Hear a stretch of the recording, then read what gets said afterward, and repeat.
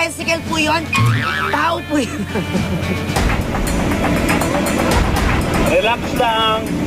Stay focused. Extra ready ka na ba, Petit? Super extra ready! Ayan na. Okay, pakipindot ang number 6. Natakot ako for him kasi, well, hindi naman natin ikakailan. Makikita mo naman si Petit. Sa pangalan niya, Petit, pero overweight siya. Isimula na tayo. Awang Petit!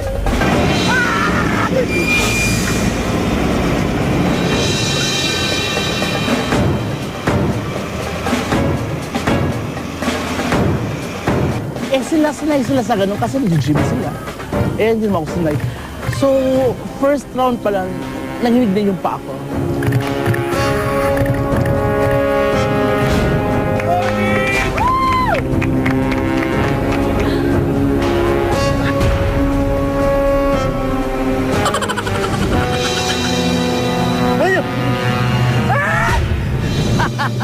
Napagod agad.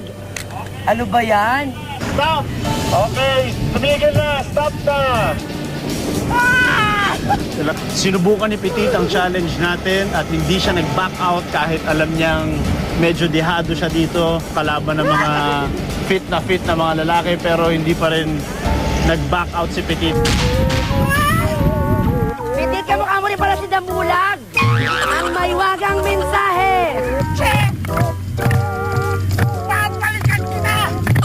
Si Bubay kasi pilit niya akong dinidemoralize. Akala niya naman. Pero, hindi pa ako sa'yo tapos Bubay. Aabangan pa rin kita. Good job, Petit. Sayang, ano pa man din sa'yo magwawagi dito. Hindi may pinakamalaking chance.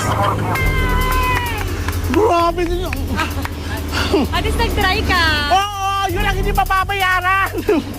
Ano pakiramdam?